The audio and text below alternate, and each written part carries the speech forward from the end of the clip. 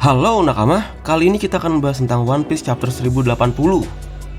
Inilah rencana licik Blackbird usai culik Kapten Koby. Manga One Piece chapter 1080 dalam spoiler terbarunya mengungkapkan alasan Blackbird yang menangkap Koby, salah satu perwira penengah angkatan laut. Lebih jauh, ternyata ada semacam perjanjian antara Koby dan Blackbird sebagaimana yang terungkap dalam spoiler One Piece chapter 1080. Menurut Koby, Blackbird meminta terlalu banyak dari pemerintahan dunia hingga akhirnya ia ditahan Sang Yonko. Bab terbaru dimulai dengan halaman sampul permintaan pembaca, menampilkan Kawamatsu dan Hiyori Kozuki bermain dengan origami bangau. Di belakang Hiyori, seekor bangau asli juga hadir dan ikut bersenang-senang. Dimulai dengan konten ceritanya, masalah tersebut membawa penggemar ke Pulau Hachinosu, tempat para perompak mendiskusikan pelarian Koby dan bagaimana hal itu menempatkan dia dan hadiahnya untuk diperebutkan. Para perompak mengungkapkan bahwa Koby memiliki hadiah bintang 5 dengan Cross Guard, dengan setiap bintang bernilai sekitar 100 juta berry. Itu membuat total hadiahnya menjadi 500 juta berry. Untuk perspektif, ini membuat hadiah Cross Guard Koby saat ini kira-kira sama dengan hadiah resmi Angkatan Laut yang diberikan Luffy setelah peristiwa busur Dressrosa. Bab 1080 menit para perompak menekankan bahwa rata-rata Kapten Angkatan Laut hanya bernilai 1 bintang. Sebelum masalah mengalihkan fokus ke benteng tengkorak pulau itu, benteng terlihat berbicara mengatakan bahwa ia merasakan sensasi menggelitik di sisi kiri dadanya.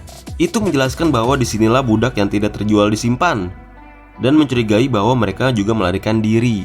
Para perompak yang menjawab mengungkapkan bahwa suara ini adalah Avalo Pizarro. Dengan mereka menanyakan apakah ini musim terbuka untuk semua pelarian, Pizarro menanggapi dengan memperjelas bahwa mereka membutuhkan para pelarian hidup-hidup, terutama Koby, dan bahwa mereka perlu mendengarkan atau dia akan memberitahu Blackbird. Koby sementara itu terlihat melarikan diri dan memimpin beberapa budak untuk keluar. Bab 1080 juga melihat para budak lainnya berterima kasih kepada Koby, mengatakan mereka tidak akan berhasil sejauh ini tanpa dia. Koby memberitahu mereka untuk terus berjalan dan mengatakan dia akan bertindak sebagai umpan. Sementara di dalam benteng tengkorak, Shiryu memarahi Pizarro karena tidak hanya menangkap Koby sendiri. Pizarro menyatakan bahwa Blackbird selalu marah padanya karena menyebabkan terlalu banyak kerusakan. Buah iblis keduanya ditampilkan di sini dengan Shiryu sebagai reintroduksi. Shiryu memiliki buah iblis menjadi transparan, sementara Pizarro terungkap telah makan buah pulau-pulau. Ini mungkin bagaimana Pizarro mampu mengendalikan benteng tengkorak yang selanjutnya didukung oleh dia yang sebagian besar terbuat dari kayu dalam adegan ini. Bab 1080 kemudian melihat Vasco Shoot mengatakan dia akan membereskannya, memberitahu Pizarro bahwa dia berencana untuk membakar kota. Terungkap bahwa Vasco adalah manusia minuman keras yang makan buah gluk-gluk. Saat Pizarro mengajarinya tentang bagaimana rencananya yang sempurna masih akan menyebabkan kerusakan akibat kebakaran yang membuat Blackbird kesal.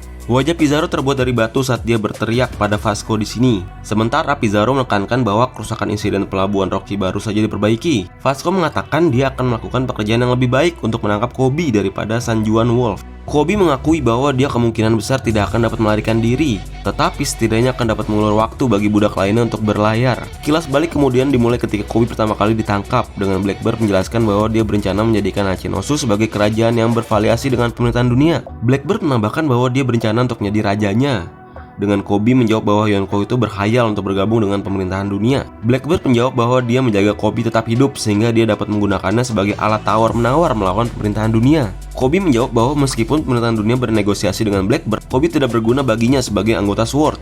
Kuzan juga menjelaskan bahwa anggota SWORD adalah marinir yang tidak lagi diakui di atas kertas, dengan semua anggota telah resmi mengundurkan diri dari komisi mereka. Namun pada gilirannya marinir dapat mengingkari tindakan mereka dan melepaskannya kapan saja. Blackbird mengatakan dia mendapatkan idenya, tetapi tetap teguh dalam rencananya.